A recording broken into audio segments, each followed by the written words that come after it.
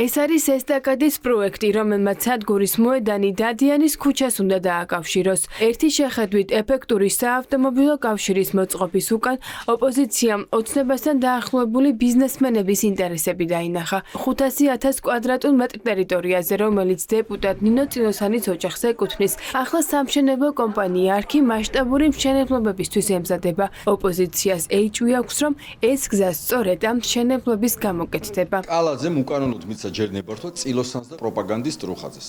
ესენი ახლა სანქციების ქვეშ შესაძლოა მოექცენ, ამიტომ გაასვეს ეს ტერიტორია და მიცეს წულაიას, არქის, ანუ კალაძის ნათელ მირონს და ბიზნეს პარტნიორს. იქ სამშენებლო ნებართვები გაცემულია, მაღალსართულიანი კორპუსები უნდა აშენდეს, ცხადია უკანონოა ეს გადაწყვეტილება, მაგრამ ეს გადაწყვეტილება კალაძის გამოტანილია, ხელი მოწერილია. ამ მშენებლობისთვის იქ ადგილზე საჭიროა გზა, დამაკავშირებელი ესტაკადა ან გვირაბი, რომელიც უკვე 2024 წლიდან დაიწყო კალაძემ ვინმე თulis რომ შემთხვევით მოხდა რომ ეს სამშენებლო ის გაცვლა მოხდა 10 დღის წინ და მერე ბაზარი დაიწვა, ეს მისი საქმე. ოპოზიციას ეჭვი აქვს, რომ შესაძლოა ბორჯომის სადგურის დაწვასა და სადგურის მოედანზე დაგეგმილ რეაბილიტაციას კავშირი ჰქონდეს, რადგან ახლა ქართულ ოცნებას ამ ტერიტორიაზე სულ სხვა გეგმები აქვს. ბავშვთა სამყაროს დამწვარი შენობის ნაცვლად 4 სართულიანი სავაჭრო ცენტრი უნდა აშენდეს. მის გვერდით კი, როგორც ჩანს, ძველებური სტილის ბაზრობა გეგმებში არ ჩნდებოდა. მაღალია ალბათობა, მათ შორის იმის, რომ ეს სპეციალურად გაკეთებული იყო, ვიცით, რომ გვერდზე ახლა ვითარდება ბავშვთა სამყაროს ყოფილი შენობა სავაჭრო ცენტრის სახით, რომელიც ასევე გაურკვეველ ვითარებაში დაიცვა და შესაძლებელია მალევე მივხვდეთ, რომ აქ მართლაც შეიძლება იყოს კორუფციული ინტერესები. ვაგზლის მოედნის და დადიანის ქუჩის დამაკავშირებელი ესტაკადა აშკარად დაუკავშირდებოდეს დადიანის ქუჩაზე, ყოფილი ვაგონშემკეთებელი ქარხნის ტერიტორიაზე, თავის დროზე წილოსანის და ირაკლი რუხაძისთვის შეთანხმებულ უზარმაზარ პროექტს და პროექტი გადავიდა არქის საკუთრებაში. ბორჯომის ბაზრობის შემთხვევითობით დაწვა არჯერად არც იქ მოვაჭრე ადამიანებს, როდესაც ხელისუფლებასთან დაკავშირებული ბიზნესმენების ინტერესები ჩნდება, გამოძიების იმედიც ქრება. ამიტომ ოპოზიციურ სპექტრში დარწმუნებულები არიან, რომ ახლა საქართველოს რკინიგზა ბორჯომის ვაგზლის ტერიტორიას ხელში ისევ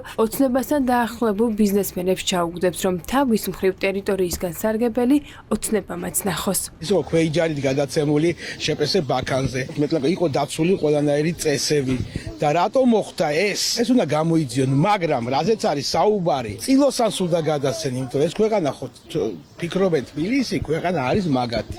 გზისთვის სჭირდებათ მარტო ბაზრობას კი არა. შეიძლება საცხოვრებელი სახლების დაწვა. არ გამოვრიცხავ. ეს არის ქონება, რომელიც ეკუთვნის ქართულ ხალხს და ეს ქონება შერჩა წილოსანის ოჯახს მხოლოდ და მხოლოდ გარკვეული შაუბნელი გარეგებების გამო. წილოსანის ოჯახს ჩვენი ქართველი ხალხის მიმართ რამდენიმე ათეულობით მილიონი ლარის ვალია. მშენებლობის პროექტების უმეტესობის უკან არის ერთი ინტერესი.